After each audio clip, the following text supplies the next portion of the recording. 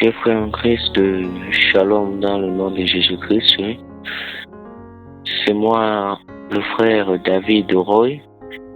J'ai encore une nouvelle révélation par notre Père Céleste qui portait sur la révélation sur le monde des eaux. Toutefois, avant de commencer, chers frères en Christ, j'aimerais que tu étends ta main vers le ciel et que nous faisions une prière ensemble.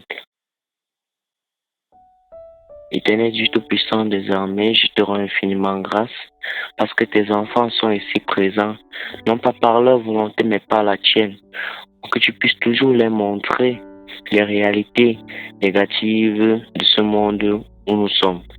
Tu es toujours un Dieu bon, tu es toujours un Dieu de grâce. Voilà pourquoi, Papa, je te demande de toucher le cœur de toute personne qui écoutera ce message, de telle sorte qu'ils puissent toujours écouter et prendre cela à cœur. Non pas notre volonté, toutefois ta volonté soit accomplie. C'est dans le nom sacré de Jésus-Christ de Nazareth que nous avons ainsi prié. Amen. Alors, chers frères en Christ, aussi bien que l'enfer existe, aussi bien sous l'eau, un monde satanique existe. Et le dirigeant de ce monde, c'est toujours le diable.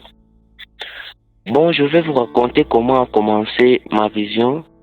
Je me suis réveillé et j'ai vu ma grande sœur en train de visionner. Puis, elle m'a laissé la télé et il était 1h20. Je regardais la télévision à 2h. Et donc, quand je me couchais après, je fis ma prière, j'éteins la lumière et puis, je me mis à m'endormir. Soudain, une lumière jaillit devant mes yeux. C'est du coup, je vis une voix à l'intérieur, entendu une voix à l'intérieur qui m'appelait et dit, frère, Roy, viens. C'est après, je dis, qui m'appelle? J'ai cru que c'était ma maman, mais la voix était différente de la voix d'une femme. J'ai failli croire même que c'est elle qui est venue lire sa lecture, mais non, ce n'était pas elle. Dans la lumière, cette voix m'appelait toujours, Roy, Roy, viens. C'est où je me suis rappelé comme notre maman nous l'avait toujours dit, que si on fait ce genre de rêve, pour ne pas travailler pour le diable, il faut toujours prononcer les paroles suivantes. Si cela vient du Dieu Tout-Puissant, que sa volonté s'accomplisse. Mais si cela vient du diable, que cela soit détruit et anéanti. Et c'est ce que je fis. Et je continuais à prier, prier et prier, toujours prier. Mais la voix était toujours là. Et la voix me dit maintenant, Roy, viens et suis-moi. C'est où je me rappelais des paroles que le Seigneur m'avait prononcées avant de m'amener en enfer. Et je vis vers lui et il me dit, je t'ai fait voir l'enfer et maintenant tu verras le monde des eaux. Tu verras les réalités du monde sous-marin et tu rendras témoignage aux hommes de toutes ces choses. Frère, voilà les paroles que le Seigneur me donna. Il me prit la main et puis m'amenèrent vers une plage. Et sur la plage où nous sommes arrivés, il y avait plusieurs personnes sur cette plage.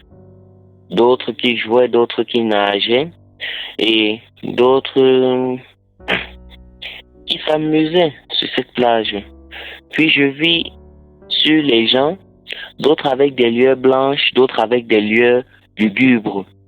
C'est où, quand le Seigneur me demanda de regarder, je regardais et je dis, Seigneur, pourquoi chaque personne n'a pas la même lumière? C'est où lui me répondit que ceux à qui tu vois les lumières bizarres sur leur tête, ce sont les esprits des eaux qui sont montés à la surface de la terre pour agir sur vous au nom du diable. Et c'est où j'ai dit, mais comment ça? Et est-ce qu'on les voit? Le Seigneur me répondit, oui. Ceux que tu vois en homme sont faits de chair et d'os comme toi, parce qu'ils ont pris une apparence physique pour pouvoir agir. Et ce sont eux les plus puissants. Et ce que tu vois au sol avec les taches noires, ces petits bijoux-là, et l'océan que tu vois noir là, c'est cet esprit qui est au-dessus.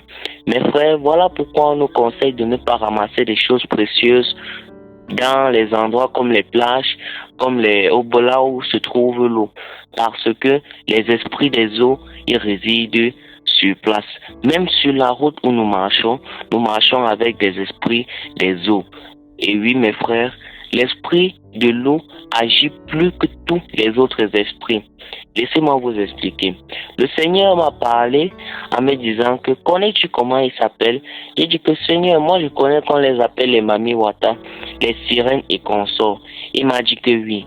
Et le nom encore que je viens de te donner pour eux, ce sont les sexiductrices. Pourquoi sexiductrices?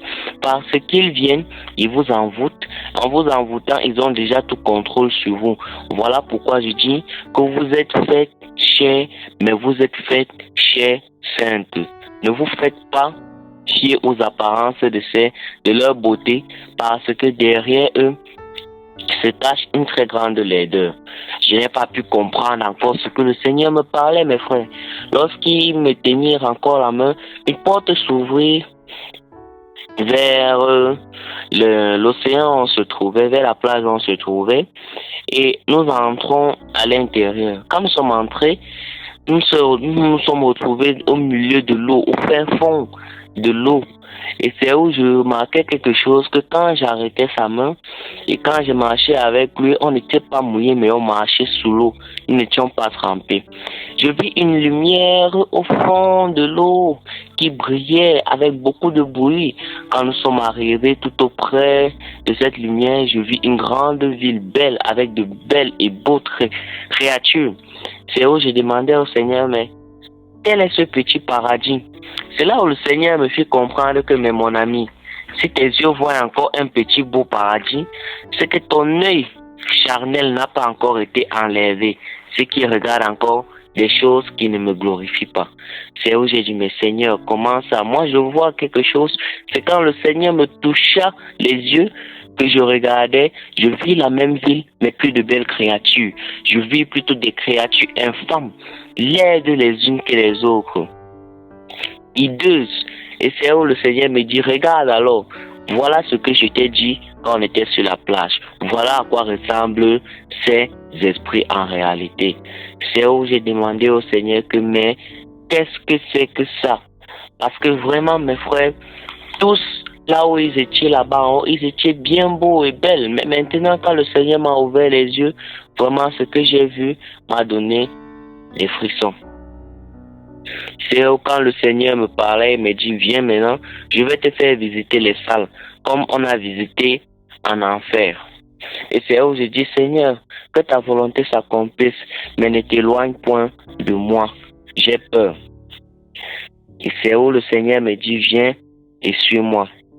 Arrivé à la ville, le Seigneur me fait visiter la première porte. Et cette porte-là c'était un endroit où se trouvait donc un peu dit comme la salle de repère, dans le QG. C'est là-bas que tout se passait, mes frères. Parce qu'il y avait d'abord un grand écran qui pouvait prendre comme le ciel, un grand écran comme le ciel, où il y avait des personnes, des familles de par-delà le monde, de ça et là, toutes les familles du monde étaient placées là. C'est comme ça que dans cette salle-là, ils donnent les recommandations aux esprits de la deuxième et troisième salle d'aller agir. Ils voient les familles qui sont scellées, là où ils ne peuvent pas entrer, et ils voient les familles qui sont ouvertes, là où ils peuvent entrer. C'est comme ça qu'ils agissent sur terre. Les esprits de la deuxième, quand nous sommes arrivés à la deuxième salle, comme vous avez eu à l'entendre, ce sont les esprits qui, eux, sont engagés pour aller prendre les âmes, pour aller prendre les richesses des gens. Ce qui est précieux que vous utilisez ce que nous utilisons sur la terre. Ils nous créent des accidents, ils sont là pour nous tuer, pour nous envoûter, etc. Donc, ce sont un peu comme des agents tout simples. Mais ceux de la troisième salle, ce sont toujours les agents, mais sont plutôt les agents d'élite du monde des eaux. C'est-à-dire quoi? Ils prennent les choses qui sont précieuses pour le diable, nos étoiles, nos dons et nos talents. Voilà ce qui est précieux pour le diable. Quand le diable t'a déjà pris ton étoile, ton don et ton talent, tu ne seras rien sur terre et ça te poussera à venir le retrouver dans son monde. Et c'est ce qu'il t'a pris maintenant qui va te remettre à petite miette. Voilà pourquoi nous disons que le diable nous bénit. Oh mes frères, le diable ne possède rien. C'est ce qui nous a volé, qui nous remet. Je pleure vraiment pour nos frères qui sont ancrés dans les sectes, car leur âme est vraiment dans l'inconscience, mes frères. Ces esprits que nous voyons là, ils sont les agents forts. Ce sont des esprits, les exécutrices de haute qualité, de haut rang. Ce sont eux qui partent agir dans nos familles. Voilà pourquoi on nous conseille toujours de prier pour sceller et fermer nos étoiles entre les mains de l'Éternel. Dans la quatrième partie, ou la quatrième salle, je vis une salle de réunion, une très grande salle, mes frères. Très grande salle, réunissez toutes les salles de réunion du monde. Les grandes salles de réunion comme pour l'ONU, comme pour nos pays, vous rassemblez cela, vous formez une seule salle avec. C'est où? Là où le diable forme ses réunions contre les enfants de Dieu. Et mes frères, je vous assure, ceux que j'ai vus à l'intérieur ne sont pas des petites personnes. D'abord, il y avait les esprits de l'enfer, les esprits des airs, les esprits des eaux, les esprits du feu. Parce que les esprits de l'enfer et les esprits du feu sont deux esprits de qualité différentes, mais qui font un même but, le mal. Alors, j'ai vu le gouverneur du monde des airs, du feu, de la terre, de l'eau. J'ai vu l'antéchrist, un esprit écrit antéchrist. J'ai vu le serpent ancien. J'ai vu le dragon ancien. J'ai vu la bête. J'ai vu le diable encore en personne, où il faisait les réunions et il faisait des plans sur les familles qui règnent sur la terre. Il faisait des attaques contre nous. Il faisait des plans annuels, mensuels, pour la semaine et même pour nos journées ici sur la terre. Alors mes frères, voilà le genre d'exemple que je vais vous donner de leur plan. Quelle famille faut-il prendre? Quelle famille faut-il tuer? Quelle famille ou bien quelle personne faut-il mettre à la marque de la bête? Quelle personne faut-il détourner du chemin du Dieu puissant? Si même le diable reconnaît que Dieu est puissant, alors mes frères, nous-mêmes quand nous voyons déjà ce genre de choses, mettons-nous en prière, parce que ce genre